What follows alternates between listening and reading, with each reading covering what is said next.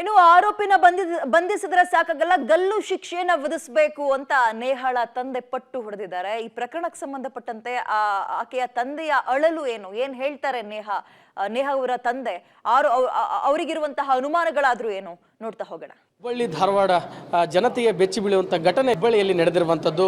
BUB college ಆವರಣದಲ್ಲಿಯೇ ವಿದ್ಯಾರ್ಥಿನಿಯ ಹತ್ಯೆ ಮಾಡಿದ್ದಾರೆ. So ಬೆಳಗ್ಗೆ ನಗುಮುಖದಿಂದ ಹೋದಂಥ ಮಗಳು ಇವತ್ತು ಶವವಾಗಿ ತಂದೆ ತಾಯಿಗೆ ಸಿಕ್ಕಿದ್ದಾರೆ. ತಂದೆ ತಾಯಿ ನಮ್ಮ ಜೊತೆ ಇದ್ದಾರೆ, ಮಾತಾಡ್ತಾ ಹೋಗೋಣ. ಸರ್, ಮಗಳು ಇವತ್ತು ಬೆಳಗ್ಗೆ ನಗುಮುಖದಿಂದ ಹೋದಳು, ಶವವಾಗಿ ಸಿಕ್ಕಿದ್ದಾಳೆ. ಸರ್, ಭಾಳ ದುಃಖದ ದಿವಸ ಇವತ್ತು. ನಮಗೂ ಕೂಡ ನಮ್ಮ ಮಂತನಿಗೆ, ನಮ್ಮ ಭಾಗದ ಅನೇಕ ಗುರು ಹಿರಿಯರಿಗೂ ಕೂಡ ಭಾಳ ದುಃಖ ಆಗಿದೆ. ಜನಸೋಮಾನ ಬಂದಿದೆ, ಬರೀ ಸುದ್ದಿ ಕೇಳಿ, ಬರೀ ಟಿವಿಯಾಗಿ ಇನ್ನೂ ನಾವು ಯಾರಿಗೂ ಇನ್ಫಾರ್ಮ್ ಮಾಡಿಲ್ಲ.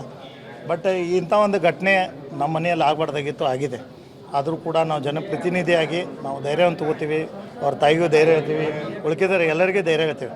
ಆದರೆ ಜನಸಾಮಾನ್ಯರಲ್ಲೇ ಮನೆಯಲ್ಲೇ ನಡೆದಾಗ ಅವ್ರ ಮನೆ ಪರಿಸ್ಥಿತಿ ಹೆಂಗೆ ಆಗಬಾರ್ದೆ, ಅದಕ್ಕೆ ಅವ್ರನ್ನ ಯಾವ ರೀತಿ ಅವ್ರನ್ನ ಈಗಾಗಲೇ ಬಂಧಿಸಿದ್ದಾರೆ, ಕಾನೂನು ಕ್ರಮ ತೊಗೊಂಡಿದ್ದಾರೆ. ಪೊಲೀಸ್ ಇಲಾಖೆ ಒಳ್ಳೆಯ ಸಪೋರ್ಟ್ ಮಾಡಿದ್ದಾರೆ ಮತ್ತು ಸರ್ಕಾರ ಕೂಡ ಒಳ್ಳೆಯ ಸಪೋರ್ಟ್ ಮಾಡಿದ್ದಾರೆ, ನಡೀತಾ ಇದೆ. ಆದರೆ ನಾನು ಒಂದು ಕಳ್ಕಳಿ ವಿನಂತಿಯನ್ನು ತಮ್ಮ ಮುಖಾಂತರ ಮಾಡೋದಂದರೆ, ಬೇರೆ ಕಾರಣ ಏನು ಅಂತ ಕೊಲೆ ಕಾರಣ ಅಂದರೆ ಇವರು BCA ಹಳೆ ಎಕ್ಸ್ ಸ್ಟೂಡೆಂಟ್ ಅವನು, ಈಕಿ ಪಾಸ್ವನ್ ಆದ್ಲು.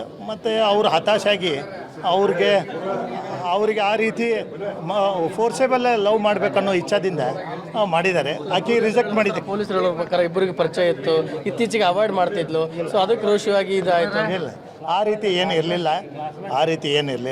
ಏನು ಈಗ ಒಬ್ಬರು ಇಲ್ಲ ಆ ಥರ ಪೊಲೀಸರು ಯಾವುದೋ ರೀತಿಯಿಂದ ಹೇಳಿಕೆ ಕೊಟ್ಟಿಲ್ಲ, ಮತ್ತು ಆ ರೀತಿ ಆಗಿನೂ ಇಲ್ಲ. ನಮ್ಗೆ ಗೊತ್ತಿದೆ, ನಮ್ಮ ಮಗಳು ಬೋಲ್ಡಾಗಿ ಹೇಳ್ತಿದ್ಲು. ಪರಿಚಯ ಅಂದರೆ ಸ್ಟೂಡೆಂಟ್ ಅಲ್ಲ, ಈಗ ಒಂದೇ ಕ್ಲಾಸ್ ಅಂದಾಗ ಒಬ್ರಿಗೊಬ್ರು ಮಾತಾಡೋರು ಕಾಮನ್ ಏನು. ಆಮೇಲೆ ನಮ್ಮ ಮಗನ ಜೊತೆನೂ ಮಾತಾಡ್ತಿದ್ದೆ. ಮತ್ತು ನಾವು ಕೂಡ ಆ ಕಾಲೇಜ್ಗೆ ಹೋದಾಗ ಆ್ಯಸ್ ಎ ಫ್ರೆಂಡ್ಸ್ ಆಗಿ ಎಲ್ಲರೂ ಒಂದೇ ಕ್ಲಾಸ್ಮೇಟ್ ಅಂದ್ಕೊಳ್ಳಿ ಸಿಗೋರು. ಅವಾರ್ಡ್ ಅಂತ ಏನು ಆ ಸ್ಥಿತಿಗೆ ಹೋಗಿಲ್ಲ ಆಕಿ. ಅವ್ರಿಗೆ ಮೋಸ್ಟ್ಲಿ ಇದ್ರ ಬಗ್ಗೆ ತಪ್ಪು ಮಾಹಿತಿ ಇರಬೇಕು. ಬಟ್ ಅವಾಯ್ಡ್ ಮಾಡೋದಂತ ಏನು ಬಂದಿಲ್ಲ.